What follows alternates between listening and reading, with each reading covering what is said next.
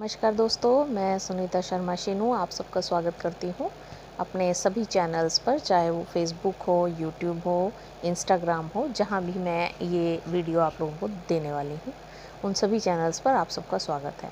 और सबसे पहला स्वागत है सभी बहनों का, क्योंकि मैं बात करने वाली हूँ आज अपनी बहनों से ही।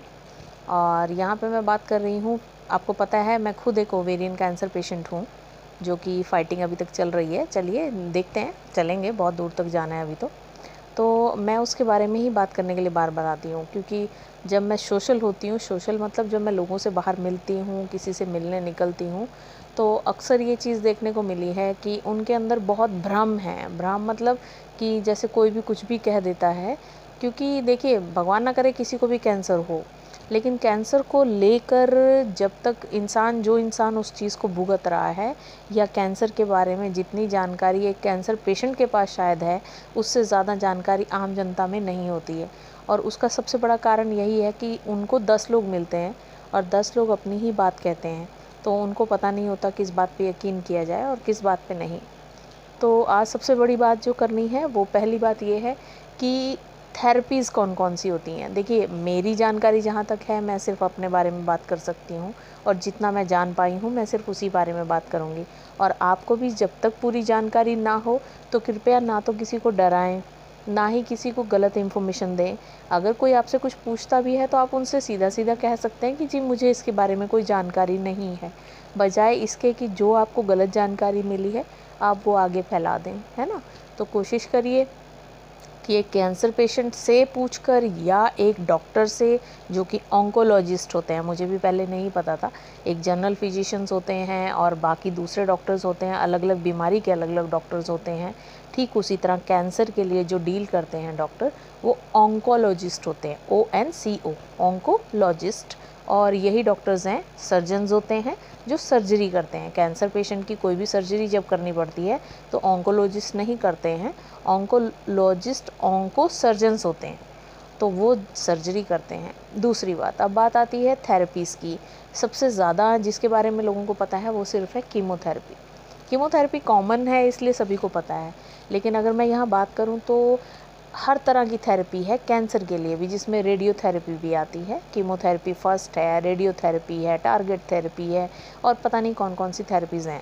पता नहीं का मतलब है कि मैंने अभी वो नहीं ली है, मुझे उनकी ज़रूरत नहीं थी, क्योंकि ये डिपेंड करता है बीमारी पे, और बीमारी का मतलब कितना ज़्यादा बीमारी का असर हुआ है, या शरीर में कितना डैमेज वो कर चुकी है, इस चीज़ पे डिपेंड करता है। क्योंकि कीमोथेरेपी ही स्टार्ट की जाती है, और वो डिपेंड करता है, इस बात पर निर्भर करता है कि मरीज़ के अंदर बीमारी ने कितना नुकसान कर दिया है। तो सबसे पहले आती है कीमोथेरेपी।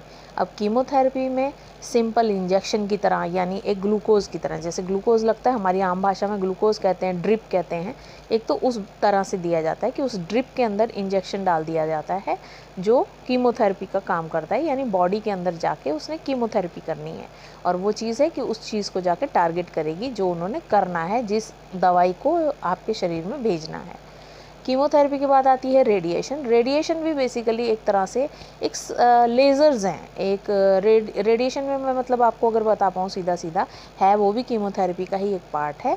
उसमें रेडिएशन यानी कि बॉडी के अंदर बस आपको लेटना है जाके मशीन के पास, और आपकी आंखें वगैरह, आपको कहा जाता है कि जैसे अपन लेज़र से बचने के लिए करते हैं ना कि आंखें ढक लीजिए, लेज़र ट्रीटमेंट कोई हो रहा है, बस अपना फेस ढकिए और लेट जाइए, तो ये चीज़ हो जाती है कि इसको कहते हैं रेडिएशन थेरेपी। और ये रेडिएशन में अब लोग बात करते हैं कि जी पेन होता है, कीमोथेरेपी बहुत पेनफुल है, रेडिएशन में बहुत पेन होता है। हाँ होता है, लेकिन फिर से कह रही हूँ कि डिपेंड करता है आपको कौन सी कीमोथेरेपी और कौन सी रेडिएशन दी जा रही है। अब जैसे मैं अपने केस में बात करूं, मेरा केस वर्स्ट नहीं हुआ था, यानी इतना ख़तरनाक या इतना बदतर नहीं हुआ था, बिगड़ नहीं गया था मेरा केस। बस ये है कि स्टार्टिंग हो ही रही थी बिगड़ने की, उसी पड़ाव पे आके पकड़ लिया गया मेरी बीमारी को। तो पड़ाव होते हैं, पड़ाव इन द सेंस स्टेजेस होती हैं हर एक कैंसर की, कि कौन सा कैंसर है और उसमें आपको कौन सी ट्रीटमेंट दी जाएगी, ये थेरेपीज़ उस चीज़ पे डिपेंड करती हैं। ठीक है। अब तीसरी बात आती है कि जब आपको किसी चीज़ की जानकारी नहीं है और आप वो बात किसी और से करते हैं, तो उसके अंदर आप सिर्फ एक डर पैदा करते हैं। तो कैंसर से लड़ना डरने की बात तो बिल्कुल भी नहीं है। जैसा कि मैंने एक बार बहुत पुरानी वीडियो में भी पहले कहा था कि डरने की बात सिर्फ तब है जब लाइफ थ्रेटनिंग हो जाए, यानी आपके जीवन को चेतावनी वार्निंग मिल जाती है कि भाई आपको आपके चांसेस बहुत कम हैं, या केस बिगड़ चुका है, या अब बचना मुश्किल है। क्योंकि देखिए पेशेंट हर तरह के हैं, हम मजाक नहीं उड़ा सकते कि कोई पेशेंट मैं ठीक हो रहा हूँ या मैं ठीक हो रही हूँ तो मुझे फ़र्क नहीं पड़ता बाकियों का क्या हो रहा है। नहीं, हर तरह के पेशेंट्स हैं और लड़ रहे हैं, छोटे बच्चों से लेके बड़े तक, बड़ी उम्र तक के पेशेंट्स हैं इसमें जो इस बीमारी से लड़ रहे हैं। और बीमारी के अलग अलग टाइप हो सकते हैं। लेडीज़ में ब्रेस्ट कैंसर और ओवेरियन कैंसर इस टाइम वेरी कॉमन। उसके बाद आपको लीवर में, बॉडी में, पेट में, कहीं पे भी ये कैंसर जाकर बन सकता है, जगह बन जाती है। तो कैंसर में भी बेसिकली हम किस चीज़ को कहते हैं, बिगड़ी हुई कोई भी जो हमारी गांठ है बॉडी में, कोई भी एक गांठ बन जाती है, कोई क्लॉट बन गया जो अपना रूप बदल लेता है धीरे धीरे टाइम के साथ। अगर तो उसको छेड़ दिया गया है किसी भी रीज़न से, जैसे कि आजकल हर चैनल पे हर जगह पे आप सुनेंगे भ्रम ही है, तो प्लीज़ जब तक वेरीफाई ना कोई चीज़ कर लें, किसी चीज़ को आंखों पे पट्टी बांध के फॉलो आपको नहीं करना है। और कई बार इस कान से सुनिए, दूसरे कान से उस चीज़ को निकालते रहिए। तो प्लीज़ अपने आप को अवेयर कीजिए। मैं अगली वीडियो में जल्दी ही आपसे मिलती हूँ जिसमें बहुत सारे क्वेश्चन आंसर्स होंगे और मैं उनका एक एक का आपको जवाब दूंगी और अपनी सेहत के बारे में भी आप लोगों से बात करूंगी। बहुत दिनों बाद आने के लिए आपसे माफ़ी चाहती हूँ। जल्द ही अगली वीडियो में मिलेंगे, तब तक के लिए थैंक यू, धन्यवाद, टेक केयर।